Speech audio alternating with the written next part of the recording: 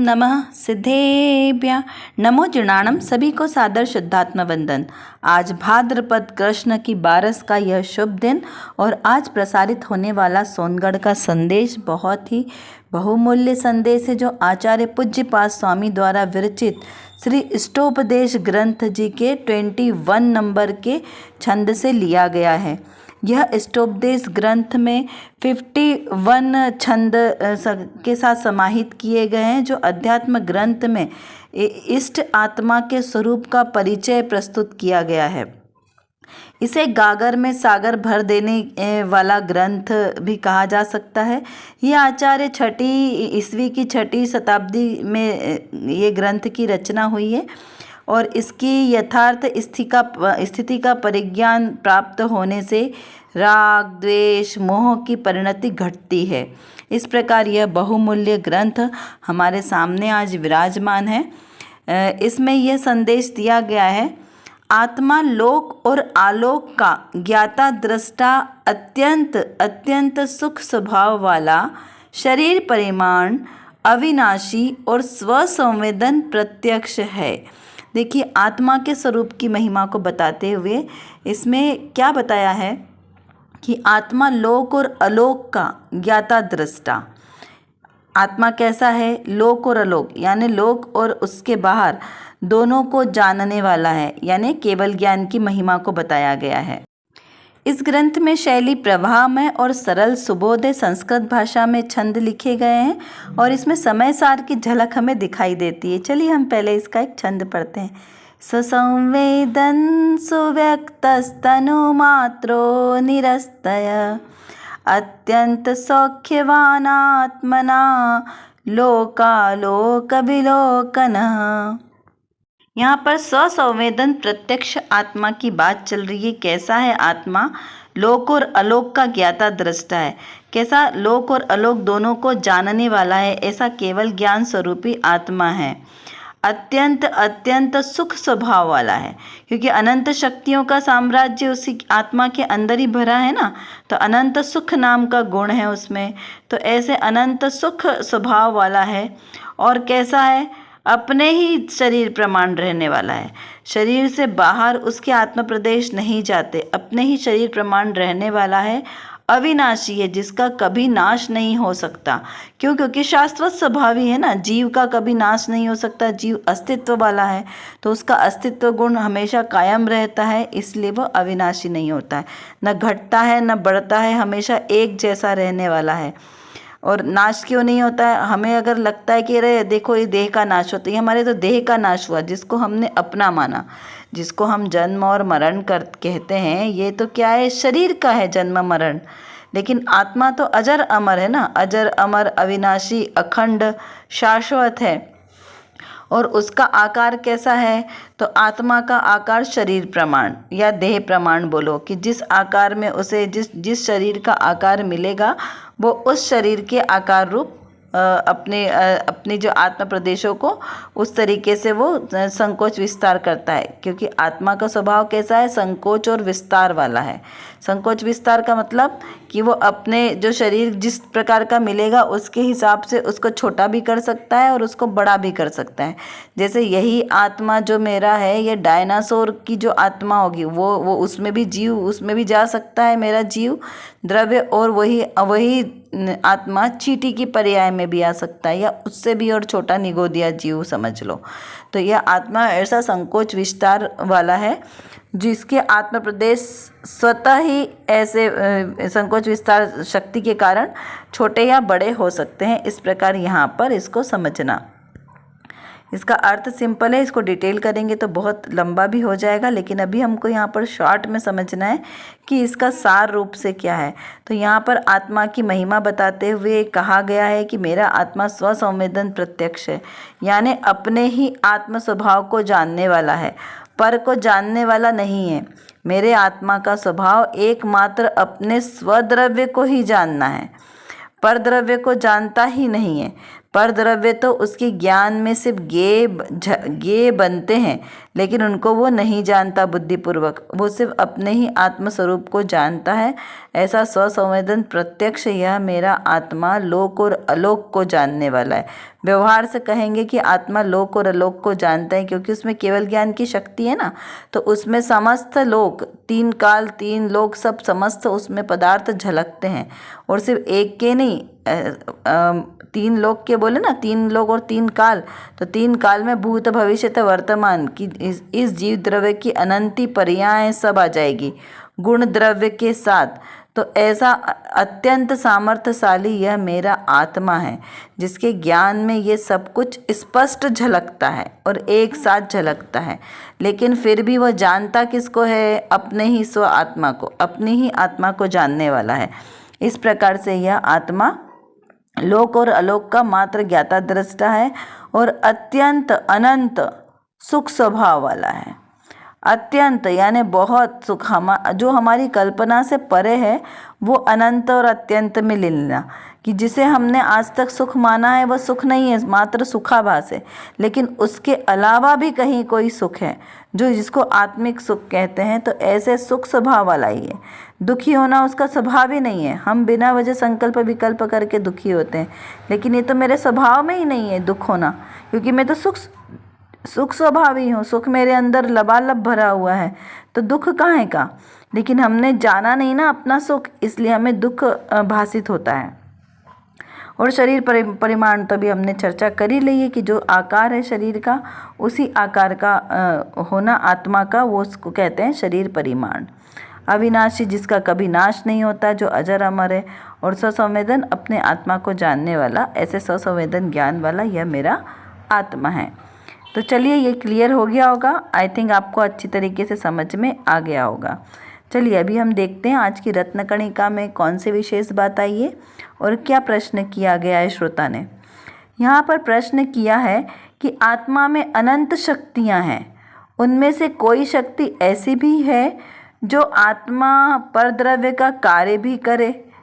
यहाँ पर देखिए कितना अच्छा प्रश्न किया है कि आत्मा में आपने बताया कि अनंत शक्तियाँ हैं। आचार्य देव से प्रश्न किया है ना श्रोता ने कि आपने बताया है कि आत्मा में अनंत शक्तियाँ हैं, तो उसमें से कोई एकाध शक्ति ऐसी भी होगी ना जो पर का कार्य करे। अरे सारी शक्तियाँ स्व का ही कार्य करेगी तो पर का हित कौन करेगा? संसार में कितने सारे लोग दुखी हैं, दीनहीन दुखी हैं, गरीब हैं, तो उनका भी तो उपकार करना पड़ेगा ना। तो ऐसा यहाँ पर प्रश्न किया। उदाहरण के द्वारा उन्होंने प्रश्न पूछा कि जैसे ग्वाला अपनी एक गाय को चराने जाता है, तब दूसरे की 3-4 गायें भी वहाँ पे चराने ले जाता है, तो वैसे ही हमारा आत्मा तो अपना कार्य करता है, तो साथ में अगर वो शरीर का भी कार्य करे तो उसमें दोष क्या है? देखिए, हम तो अपना सुख की प्राप्ति कर रहे हैं, सब कुछ कर रहे हैं, लेकिन हमारे साथ साथ किसी और का भी भला हो जाए तो उसमें क्या बुराई है? तो ऐसा यहाँ पर प्रश्न किया है। तो प्रश्न सबको समझ में आ गया ना, क्लियर कि क्या प्रश्न किया है। पहले हम यहाँ पर देखते हैं कि क्या समाधान आया है तत्व चर्चा में, फिर उसके बाद हम उसको थोड़ा सा डिटेल में समझेंगे। यहाँ पर समाधान किया है कि भाई सुनो, आत्मा में अनंत शक्तियाँ हैं। ये तो सत्य है कि आत्मा में अनंत शक्तियाँ हैं जो अपना संपूर्ण कार्य करती है और पर द्रव्य से भिन्न पने को टिका के रखती है। क्या बात कही यहाँ पे कि सुनो भाई, आत्मा में अनंत शक्तियाँ तो है, उसमें कोई डाउट नहीं है, और वो अपना संपूर्ण कार्य भी करती है। वो प्रमादी नहीं है, बिल्कुल ईमानदारी से पर्टिकुलर टाइम से वो अपने सारे कार्य में दक्ष है, तो वो अपने सारी शक्तियाँ अपना अपना कार्य करती है और अन्य द्रव्य से भिन्न पने अपने को टिका के भी रखती है। जो अन्य पर द्रव्य है ना, उससे वो विचलित नहीं होती, वहाँ पे उसको टिका के भी रखती है। तो अन्य द्रव्य आत्मा से बाहर होने से, अन्य द्रव्य में आत्मा को व्यापक भाव का अभाव होने से आत्मा ज्ञानावर्णी कर्म या शरीर आदि अन्य द्रव्य का कार्य करने में असमर्थ हैं। देखिए क्या बात आ गई यहाँ पर। यहाँ पर ये बताया है कि आत्मा में अनंत शक्तियाँ हैं और वो कैसा है, अपने संपूर्ण कार्य करने में दक्ष भी है। अब जैसे प्रश्न क्या किया श्रोता ने कि माना कि ये सब उसमें है, लेकिन वो अपना कार्य करने में दक्ष है और साथ साथ में यदि किसी दूसरे का भी कार्य कर दे तो इसमें उसको क्या तकलीफ है, क्या दोष आ जाएगा उसमें। तो यहाँ कहा कि अन्य द्रव्य से भिन्न पन्ने को टिका के रखती है। जो आत्मा में अनंत शक्तियाँ हैं ना, वो अनंत शक्तियाँ अपने कार्य करते हुए पर के कार्य को करने में जरा भी समर्थ नहीं है। वो इतनी सजगता के साथ सिर्फ अपना ही कार्य करती है, पर का कार्य नहीं करती। जैसे मान लो हमने कहा कि आज हम प्रवचन सुनने गए, तो प्रवचन सुनने जो हॉल है, प्रवचन हॉल में जितने लोग आकर बैठे हैं, तो हमारे जो विद्वान वक्ता हैं वो किसको प्रवचन सुना रहे हैं, वहाँ हॉल में जितने बैठे हैं उनके लिए प्रवचन सुना रहे हैं ना, क्योंकि वो जिज्ञासा पूर्वक वहाँ पर सुनने आए हैं, तो इसलिए उनके लिए प्रवचन किया जा रहा है। अब स्पीकर लगे हुए हैं बाहर, तो जो प्रवचन यहाँ हॉल में बैठे हैं वो तो सुन ही रहे हैं, लेकिन बाहर वाले भी सुन रहे हैं, तो उसमें दोष थोड़ी, किसी के कान थोड़ी बंद करने जाएंगे, और ना ही वो लोग अपने कान बंद कर रहे हैं। सहज ही उनके कान में वाणी जा रही है, तो उसमें दोष क्या है। तो यहाँ पर ये कहा कि जो अनंत शक्तियाँ हैं वो ऐसे पर के कार्यों का कर्ता नहीं बनती। वो ये नहीं बोलती कि हाँ मैंने इन पर द्रव्यों का भी कार्य किया, नहीं, बहुत दक्ष है वो, तो सिर्फ एकमात्र अपने जीव द्रव्य का ही कार्य करने में वो समर्थ है, अन्य द्रव्य से एकदम भिन्न है। अत्यंत, दोनों में कैसा है, अत्यंता भाव है कि जो आत्मा है वो पर द्रव्य का किंचित मात्र भी कुछ भी करने में समर्थ नहीं है। अन्य द्रव्य आत्मा से बाहर होने से अन्य द्रव्य में आत्मा को व्यापक भाव का अभाव है।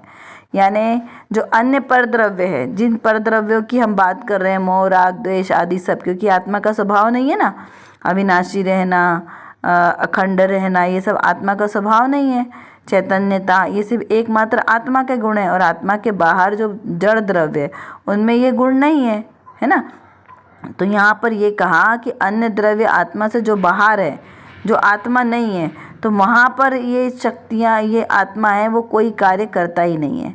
तो क्यों नहीं करता, क्योंकि द्रव्य में और आत्मा को व्यापक भाव का अभाव होने से आत्मा ज्ञानावर्णिक कर्म या शरीर आदि अन्य द्रव्य का कार्य करने में असमर्थ है। ये शब्द थोड़े से कठिन लग सकते हैं, इसलिए हम इसको थोड़ा सा साहित्यिक डेफिनेशन के साथ इसको समझते हैं। व्यापक और व्याप्ति, ऐसे 3 प्रकार के शब्द एक साथ जुड़ते हैं। तो देखते हैं, जिस वस्तु में कोई दूसरी वस्तु प्रवेश कर जाए तो पहली वाली वस्तु को व्याप्य वस्तु कहते हैं, जो पहले प्रवेश करी, और दूसरी वस्तु जो पहली वस्तु में प्रवेश करती है उसे व्यापक वस्तु कहते हैं। यानी जो पहली वाली वस्तु है, जीव द्रव्य, उसमें क्या अनंत शक्तियों का प्रवेश है, तो वो कैसे होगा, उसके प्रवेश होकर उसके पूरे प्रदेशों में व्याप्त, यानी पूरे प्रदेशों में फैल जाएगी, तो उसे क्या व्यापक कहा, क्योंकि वो अब उसके अंदर जाके फैल रही है ना, इसलिए उसको व्यापक कहा। और इन दोनों का ये जो संबंध है, व्याप और व्यापक, इन दोनों को मिलकर कहते हैं व्याप्ति। तो इस प्रकार आपको इसको याद रखना है।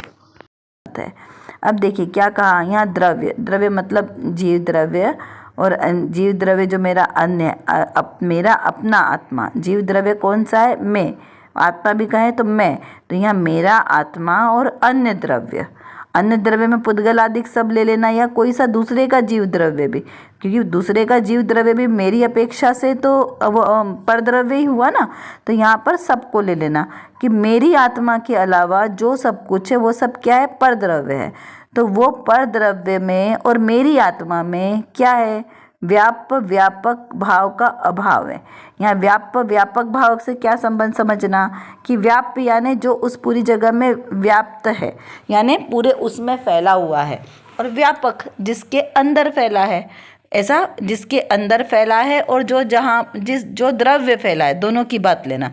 तो ऐसा क्या है, मेरा आत्मा कैसा है, व्याप, और जो व्यापक यानी मेरे पूरे आत्मा में जो अनंत गुण धर्म शक्तियाँ ये सब है, वो कैसी है, मेरे आत्मा में व्याप्त है ना। तो यहाँ पर इस प्रकार से इसको समझना कि ये सिर्फ मेरे आत्मा में है, मेरे आत्मा के अलावा बाहर नहीं है। तो मेरा जो आत्मा है ना, वो इस भाव के अभाव होने के कारण ज्ञानावर्णादिक कर्म, जो 8 कर्म हैं, वो 8 कर्म, शरीरादिक 9 कर्म, और मोह राग द्वेष आदिक भाव कर्म, और इन सब का कार्य, क्योंकि ये सब अन्य द्रव्य है ना, तो इन सब का कार्य करने में वो असमर्थ है, मतलब वो नहीं कर सकता। मेरा आत्मा क्या नहीं कर सकता, हम सरल भाषा में इसको अब देखते हैं। मेरा आत्मा मोह राग द्वेष नहीं कर सकता। मेरा आत्मा किसी से भी मोह नहीं कर सकता, राग नहीं कर सकता, द्वेष नहीं कर सकता। क्यों? क्योंकि मेरा आत्मा द्रव्य स्वभाव से ना रागी है, ना द्वेषी है, ना मोही है। ठीक है, मेरे आत्मा में ज्ञानावरणादिक 8 कर्मों का प्रवेश ही नहीं है, क्योंकि मेरी आत्मा में कर्म कालिमा है ही नहीं। कर्म कालिमा से रहित है मेरा आत्मा, कोई भी प्रकार का कर्म मेल नहीं है। तो जिस प्रकार से अनंत भगवान कर्म मेल से रहित है, वैसा ही मेरा आत्मा भी शुद्ध है। सिद्ध भगवान जैसे सारे कर्मों का नाश कर चुके हैं, वैसा ही मेरा आत्मा भी सिद्ध समान शुद्ध है। काय से? द्रव्य स्वभाव से। यहाँ पर्याय की बात नहीं चल रही, यहाँ द्रव्य दृष्टि की बात चल रही है। तो द्रव्य दृष्टि से मेरा आत्मा भी परम शुद्ध है, और उसके अंदर इस प्रकार से किसी भी कर्मों का, किसी भी औदायिक भाव का, राग द्वेष आदि इन सब का प्रवेश ही नहीं है। किसका? अन्य द्रव्य का। तो मेरी आत्मा में क्या है? मेरी आत्मा में एकमात्र चैतन्य वाला गुण और उसकी अनंत शक्तियाँ और अनंत मेरा जो स्वभाव है, आत्मा का स्वभाव, बस वही लबालब भरा है। तो वही परिपूर्ण है ना, तो मुझे बाहर अब जाने की ज़रूरत क्या है? अब देखिए, हमें पता चल गया है कि हमारे घर में संसार की समस्त भोग सामग्री, सुख सामग्री हमारे ही घर में है। किसी भी चीज़ की जरा भी ज़रूरत नहीं है। तो हमें बाहर जाने की ज़रूरत है क्या? नहीं। सारे घूमने के लिए आप बोलो कि आपके मनोरंजन के सारे साधन, सब कुछ A to Z आप लगा लेना, जो जो आपको अच्छा लगता है वो सब आपके पास ही है। तो जब आपके पास ही है तो आपको बाहर जाने की ज़रूरत क्या है? हम बाहर कब जाते हैं? जब हमें कोई कमी की फीलिंग होती है कि अरे हमें यहाँ पे चाहिए, तो हम बाहर जाते हैं। और हम शिविर में क्यों जाते हैं? कि हमें ऐसा लगता है कि नहीं, हम कुछ और नया सीख लेंगे, हम कुछ और नया तत्व ज्ञान ले लेंगे, कुछ नया हमारे डाउट्स क्लियर हो जाएंगे।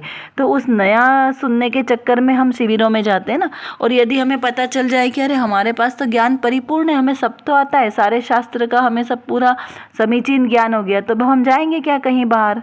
नहीं जाएंगे। तो इसी प्रकार यहाँ समझना है कि मेरे ज्ञान में संपूर्ण शक्तियाँ और सब कुछ, मेरे इसमें सामर्थ्यशाली आत्मा में सब कुछ लबालब भरा हुआ है। अब इसे कहीं और परद्रव्य में जाने की आवश्यकता ही नहीं है। तो इस प्रकार यहाँ पर हमको इसका विचार और चिंतन करना चाहिए। देखिए, बारंबार हमें इसका चिंतन मनन करना है।